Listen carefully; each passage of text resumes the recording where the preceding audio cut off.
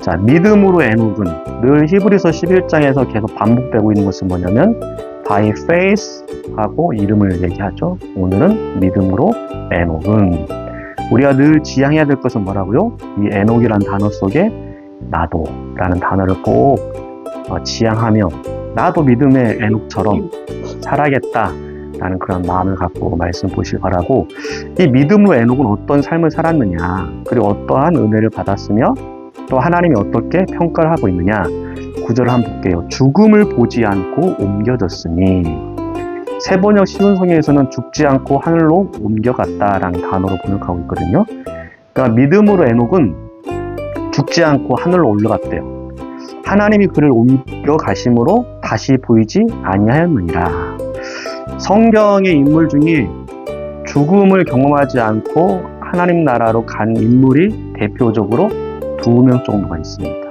첫 번째의 대표 인물은 오늘 본문에 나와 있는 에녹, 그 다음에 여러분들이 익히 잘 알고 있는 이름 엘리야. 히브리 기자는 말하기를 그는 옮겨지기 전에, 다시 말해서 그가 이 땅에 사는 동안에 어떤 평가를 받았냐면 하나님을 기쁘시게 하는 자라 하는 증거를 받았다라고 히브리서 기자는 말합니다. 그래서 믿음의 장에서 지금 믿음의 대표적인 인물로 누구를 지금 이야기하고 있는 거예요? 에녹을 이야기하고 있는 거예요. 그는 이 땅에 살아갈 때 하나님 나라에 가기 전에 어떤 증거를 받았다고요? 하나님을 기쁘시게 하는 자다라고 증거를 받았다고. 그래서 오늘 제목을 뭐라고 잡았다고요?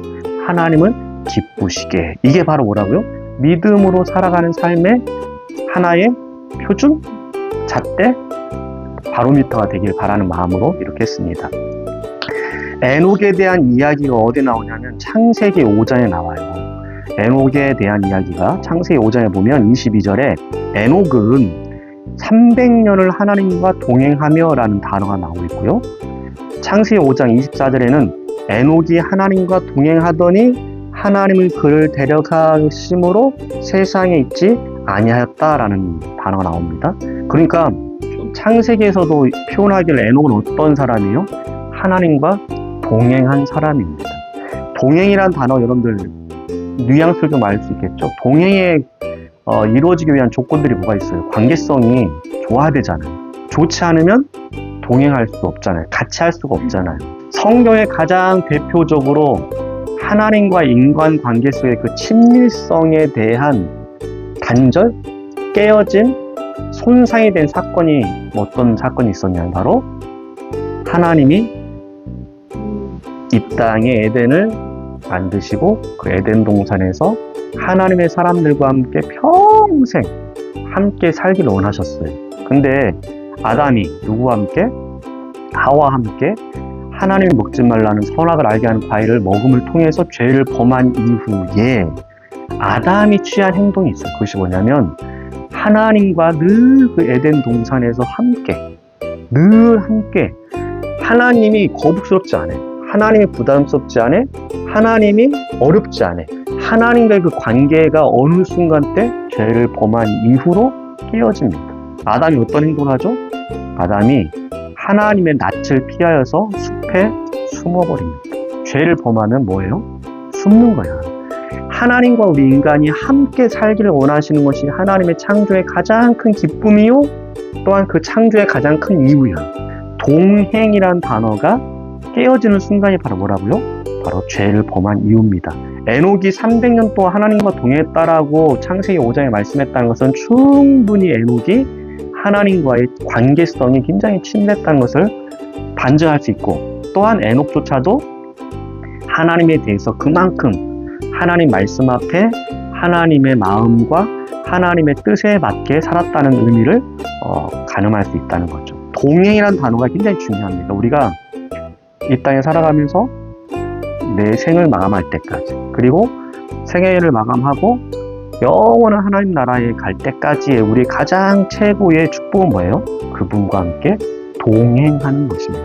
오늘 성경의 5절에 히브리서 11장 5절에 보면 에녹은 어떤 사람이었느냐? 그는 죽지 않고 하나님 나라에 간 자고, 그가 하나님 나라 가기 전에 하나님을 기쁘시 하는 자라는 증거를 받은 자였다. 그래서 그는 늘 하나님과 동행하는 삶이었다. 우리 또한 늘 하나님과 동행하시게. 6절에 보니까 그러면서 이제 히브리 기자는 그걸 풀이하죠.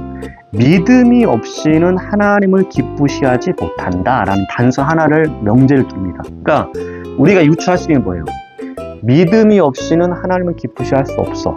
근데 에녹이 하나님을 기쁘시하는 자라는 증거를 받았어. 그러면 에녹은 뭐가 있는 거예요? 믿음이 있는 거예요.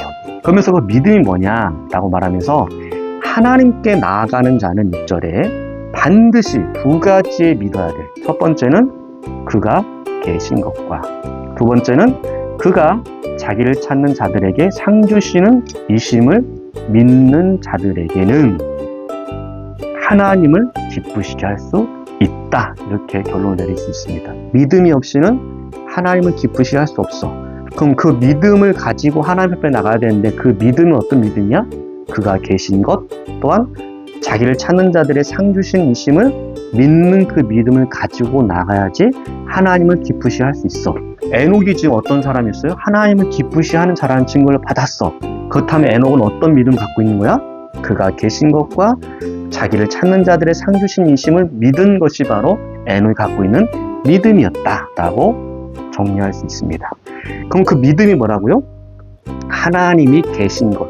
조금 더 단어로 축약해 본다면 존재의식을 갖는 거예요. 하나님에 대한 존재의식을 갖고 살아가는 것은 굉장히 큰 은혜입니다. 수세기 동안에 세대를 거쳐가면서 수많은 사람들이 하나님이신 창조주이신 하나님의 존재를 의식하지 못하고 생을 마감하는 사람들이 생각보다 많아요.